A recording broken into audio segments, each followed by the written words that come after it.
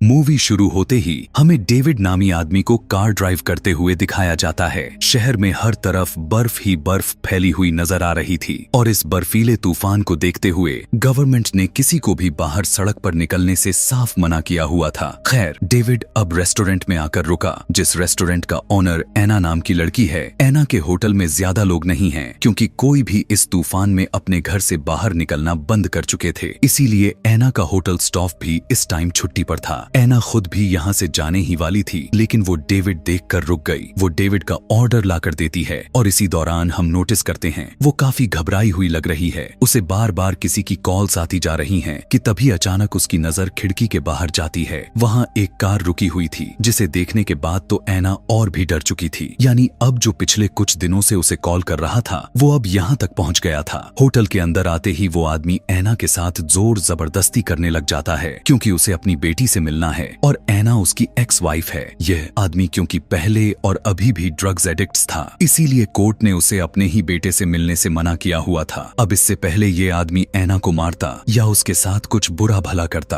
पीछे बैठा हुआ डेविड, जो यह सब कुछ देख रहा था, वो इस आदमी को रुक जाने को कहने लगा और उसकी इतना कहना ही था। एना के हस्बैंड का गुस्सा सर पर पहुंच जाती है। गुस्से में वो डेविड से लड़ने के लिए डेविड तक पहुंच गया, लेकिन यहाँ डेविड बहुत ही आराम से बैठा और शांत दिख रहा था। डेविड कहने लगा कि अब तुम्हारे पास दो ही ऑप्शन हैं, या तो तुम मेरे से लड़कर जेल चले जाओ या फिर तुम आराम से घर जाओ, अपनी नशे छोड़ने की तैयारी करो और फिर जज से अपनी बेटी वापस ले लो। यह आदमी पुलिस बुलाने वाली बात से थोड़ा डर गया था, इसीलिए चुपचाप वो वहाँ से चला जाता है। उसके जाते ही एना को काफी रिलैक्स फील हुआ था। यह सब डेविड की वजह से हुआ था। डेविड की समझदारी ने इस सिचुएशन को आराम से हैंडल कर चुकी थी। इसी वजह से एना डेविड से काफी इम्प्रेस हो चुकी थी। यहाँ बैठकर जब वो डेविड से बातचीत करने लग गई तो उसे पता चला कि डेविड पहले से शादीशुदा है। एना का एक्स हस्बैंड जाते हुए डेविड का कार का साइड मिरर तोड़ गया था, लेकिन डेविड उसके लिए भी खामोश रहा। वो टेप के जरिए अपने कार का साइड मिरर चिपकाकर वहाँ से निकल जाता है। तूफान भी अब बहुत ही तेज हो चुका था। बारिश शुरू हो चुकी थी। आगे बढ़ना काफी मुश्किल दिखाई दे रहा था और साथ ही डेविड के कार का फ्यूल भी खत्म होने को आ गया था। इसीलिए रास्ते में डेविड फ्यूल डलवाने के लिए फ्यूल स्टेशन पर रुक जाता है, लेकिन बदकिस्मती से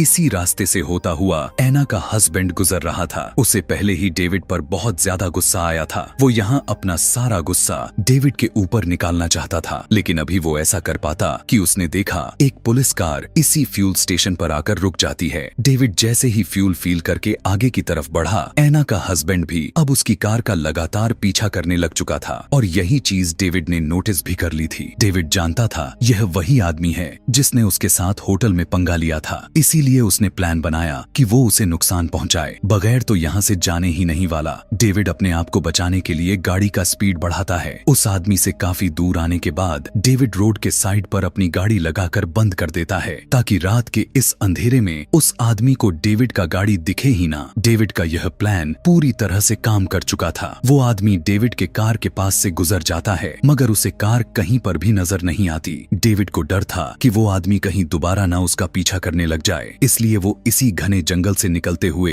एक पतली सी सड़क को पॉइंट करते हुए निकलने लग जाता है। इस सड़क पर काफी ज्यादा ही स्लिप था। सुनसान इलाका होने और घने अंधेरे में डेविड को ज्यादा कुछ नजर भी नहीं आ रहा था और इसी स्लीपरीनेस की वजह से अचानक डेविड के कार का एक्सीडेंट हो जाता है। उसकी कार स्लिप होकर रोड के साइड में चली जाती है। डेविड ने काफी कोशिश की उसकी कार वापस सड़क पर आ जाते, लेकिन कार के टायर्स बर्फ के अंदर धंसते ही जा रहे थे। मजबूरन वो अपने कार से निकलकर अपने हाथों की मदद से आगे वाली टायर के आसपास से बर्फ को हटाने की कोशिश करने लगा, लेकिन बढ़ती हुई ठंड ने उसके हाथ को जख्मी कर दिए थे। ठंड से उसे लग रहा था कि उसकी हाथ जमकर अब टूट जाएंगे। मजबूरन में अब वो वापस कार में बैठकर अपनी कार का हीटर चालू करके अपने हाथों को सेकने लग जाता है। डेविड को यह महसूस हो चुका था कि उसका अब यहाँ से निकल पाना नामुमकिन के बराबर है, तब तक जब तक कोई मदद के लिए यहाँ ना आ जाए। उसकी मोबाइल में सिग्नल भी नहीं थी कि वो पुलिस को कॉल कर सकें। मदद भी पता नहीं कब आने वाली थी, क्योंकि पहले से ही गवर्नमेंट ने लोगों को सड़कों पर निकलने से मना किया हुआ था और इधर वैसे ही यह सड़क पहले से ही वीरान थी। यही सोचते हुए डेविड अपने कार की बैटरी भी बंद कर दी थी। वो अब यहाँ एक सिगरेट यूज किया और उसे पीते पीते ही यहीं सो जाता है। सुबह उसकी आंख किसी जानवर के आवाज से खुली हुई थी। कोई जंगली जानवर उसके आसपास मंडरा रहा था। उसकी डर में डेविड अपने कार से बाहर भी नहीं निकलता। उस टाइम उसके पास खाने पीने की कुछ भी नहीं बचा हुआ था, इसीलिए वो अपना यूरेन भी स्टोर किसी डब्बे में कर लिया था। डेविड के दिमाग में अब यह बात भी चलने लग गई कि अगर ऐसे ही गाड़ी यहाँ पर खड़ी रही तो बर्फ गाड़ी को पूरी तरह से ढक लेगी, जिससे कोई दूसरा गाड़ी वाला भी उसे नहीं देख पाएगा और उसका यहाँ से निकलना और भी ज्यादा मुश्किल हो जाएगा।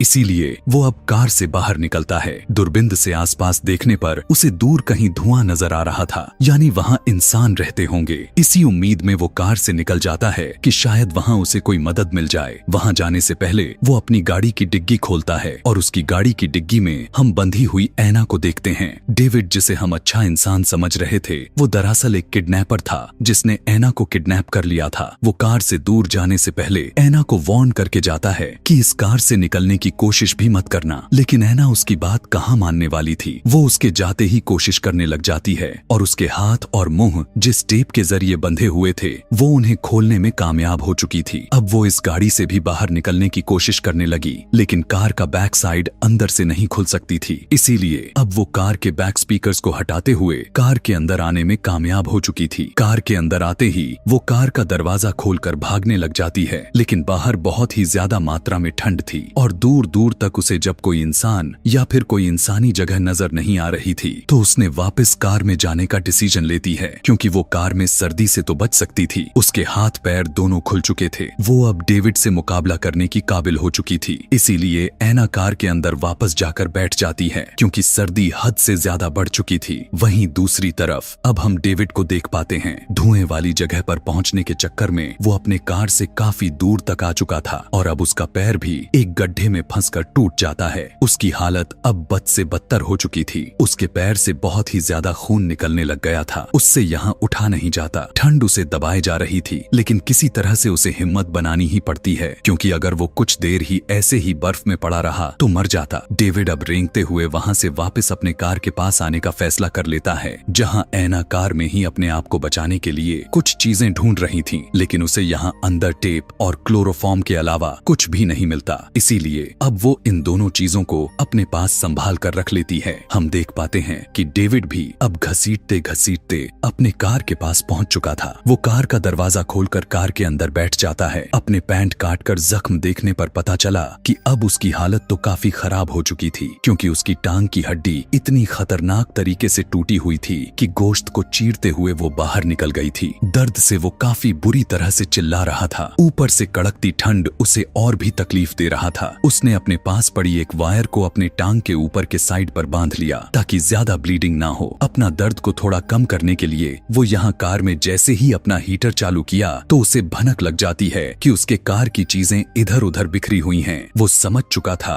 कि यहाँ ऐना के अलावा यहाँ कोई हो ही नहीं सकता। इससे पहले डेविड अपना चाकू उठाकर पीछे ऐना के ऊपर हमला कर देता। ऐना उसे ही अचानक क्लोरोफॉर्म सूंघा कर बेहोश कर देती है। बेहोश होते ही उसने एक सपना देखा, जहाँ वो इसी बर्फीले जंगल में है। उसके सामने मरा हुआ जानवर पड़ा हुआ था और उसके दोनों हाथों पर खून लगा हुआ है। इस तरह का सपना देखते ही वो डर कर उठ जाता है। होश आने पर वो देखता है कि ऐना ने उसके हाथ स्टीयरिंग से बांध दिए थे और उसकी गर्दन को जकड़ते हुए सीट में बांधा था। ऐना यहाँ पूछने लग गई कि तुम मुझे यहाँ कहाँ लेकर आए हो और मेरा फोन कहाँ है। तब डेविड कहने लगा कि मैंने तुम्हारा फोन को फेंक दिया था और इस टाइम हम कहाँ हैं ये मुझे भी याद नहीं, मैं रात में रास्ता भटक गया था। ऐना उसे कहने लगी कि चाहे ये जो भी है, लेकिन अब तक मेरी मॉम ने पुलिस को कॉल कर चुकी होंगी। मगर डेविड ने बताया ऐसा नहीं किया होगा, क्योंकि मैंने तुम्हारा फोन को फेंकने से पहले मैंने तुम्हारे मॉम को मैसेज कर दिया था कि तुम अपने एक्स हस्बैंड के साथ हो। यह सुनने के बाद ऐना पूरी तरह से शॉक्ड में आ गई थी। ऐना उसके वॉलेट और उसके फोन को ले लेती है, लेकिन उसके फोन में भी सिग्नल्स मौजूद नहीं थे। यहाँ डेविड उससे कहता है, बेशक मैं तुम्हारे कैद में जरूर हूँ, लेकिन फिलहाल हम दोनों मुश्किल में हैं और हम दोनों के पास जिंदा रहने के लिए सिर्फ यही कार बची हुई है, इसीलिए हमें इसका इस्तेमाल मिलकर करना चाहिए। ऐना उसकी बात को एक्सेप्ट करते हुए कार का हीटर बंद कर देती है ताकि कार की बैटरी खत्म ना हो जाए। इसी के साथ वो डेविड का वॉलेट को चेक किया, जहां उसे उसकी बहुत सारी फेक आईडीज पड़ी थी, जिसका साफ मतलब है कि डेविड एक फ्रॉड आदमी है और वो कभी भी एक जगह पर नहीं रहता। पता चलते ही ऐना को काफी गुस्सा आया और वो वहां पर मौजूद बच्चों वाली सीट को उठाकर कार से बाहर फेंक देती है ताकि वो यहाँ आराम से सो सके। लेकिन लेकिन डेविड के होते हुए आखिर आराम से उसे नींद कैसे आ सकती थी। इसीलिए सोने से पहले वो डेविड को क्लोरोफॉर्म सूंघा कर दोबारा से बेहोश कर देती है। इस बार भी डेविड बेहोशी के हालत में वही सपना देखता है जो उसने पहले देखा हुआ था। इस बर्फीली जगह पर एक मरा हुआ जानवर जिसका खून डेविड के हाथों पर लगा हुआ था। डर कर इस बार भी डेविड पहले की तरह होश में आ जाता है, लेकिन होश में आने से वो देखता है कि ऐना पहले से ही जाग चुकी थी। इसके ठीक फौरन बाद ही ऐना को वॉशरूम जाने की जरूरत पड़ गई, इसीलिए अब वो कार से बाहर निकल जाती है और इसी मौके का फायदा उठाते हुए डेविड अपने गाड़ी को पूरी तरह से लॉक्ड कर देता है ताकि ऐना बाहर ही फंसकर मर जाए। उसकी ऐसी हरकत से ऐना अब जमने लग चुकी थी। उसे बहुत ही ज्यादा गुस्सा आ गया था। अगर उसे जिंदा रहना था तो वो गाड़ी के अंदर ही रह सकती थी। इसीलिए अब वो बेबी सीट जो उसने पहले उठाकर कार से बाहर फेंकी हुई थी, उसी की मदद से गाड़ी की विंडो को तोड़कर अंदर आ जाती है। मिरर टूटने की वजह से कार का टेम्परेचर काफी ज्यादा ही डाउन हो चुका था। गुस्से में अब वो सीट बेल्ट से डेविड की जान लेने की कोशिश करने लग जाती है। वो उसे काफी जोर से दबाए जा रही थी। इससे पहले कि डेविड मर जाता, ऐना के दिमाग में आने वाले कुछ ख्याल उसे ऐसा करने से रोक देता है। टूटी हुई खिड़की से लगातार आने वाली सर्दी इन्हें फ्रिज होने पर मजबूर कर देती, इसीलिए ऐना टेप की मदद से उस खिड़की को बंद कर देती है। इस सब के बाद ऐना अब डेविड का फोन चेक करने लग गई। उसे डेविड के फोन में काफी सारी अपनी और अपनी फैमिली की फोटो मिली, जिससे उसे साफ पता चल गया कि डेविड ने सिर्फ एक ही दिन में उसके होटल में आकर उसे किडनैप नहीं किया था, बल्कि वो तो काफी महीनों से उसे किडनैप करने की प्लानिंग कर रहा था। परेशानी में ऐना अब उसकी गाड़ी जब चेक करती है, जहां उसे बहुत सी लड़कियों की आईडीज मिली, और वो यहाँ पर उसने यह पता कर पाती है कि ऐना वो पहली लड़की नहीं जिसे डेविड ने किडनैप किया हो, बल्कि वो पहले भी बहुत सी लड़कियों को किडनैप करके उसे मार चुका है। दरअसल ये असल में डेविड एक सीरियल किलर है। यहाँ पर कांपते हुए ऐना डेविड से सवाल करती है कि तुम इतनी सारी लड़कियों को कैसे मारते हो और आज तक कितनी लड़कियों को मारा है। जवाब में डेविड ने कहा, याद नहीं। यहाँ वो ऐना को अपनी पहली किलिंग की स्टोरी सुनाने लग गया। सबसे पहली लड़की को बेवकूफ बनाकर मारने के लिए उसने पूरी तैयारी की थी। उसने अपना हुलिया वेशभूषा सब बदल लिया था। अपने हाथ में एक रिंग पहन ली थी जिससे वो मैरिड लगे, और अपनी गाड़ी के बैक साइड पर एक बच्चों वाली सीट रख ली जिससे ये फील हो कि एक फैमिली वाला है। ऐसे में वो किसी को नजरों में नहीं आ सकता कि वो सीरियल किलर है। घंटों तक सड़क पर गाड़ी चलाने के बाद उसे एक लड़की मिली जिसे लिफ्ट चाहिए थी। डेविड उसे बताता है कि मैंने उसे गाड़ी में बैठा लिया। पहले तो सब कुछ नॉर्मल चल रहा था, वो मुझसे फ्रैंक हो चुकी थी, लेकिन धीरे धीरे मेरी बातें उसे डराने पर मजबूर करता चला गया। वो पुलिस को कॉल ही करने वाली थी, लेकिन उससे पहले मैंने उसे पकड़कर चाकू से उसे बहुत ही बेरहमी से मार डाला। डेविड बताता है कि वो मेरा पहला मर्डर था और उसी के बाद से मैंने हजारों मर्डर किए, जिनमें से कुछ तो अब मुझे याद भी नहीं। उसकी बातें ऐना को डराए जा रहा था, इसीलिए अब ऐना उसके मुंह पर टेप लगा देती है। डेविड कुछ टाइम के बाद सो जाता है और ऐना भी यहाँ सोने की कोशिश करती है, लेकिन अब अचानक से उनकी कार के ऊपर कोई हमला कर देता है। ऐसा लग रहा था कि यह कोई जंगली जानवर है, लेकिन वो क्रिएचर जब उनके सामने वाले मिरर पर हाथ मारती है, तब जाकर इन्हें पता चला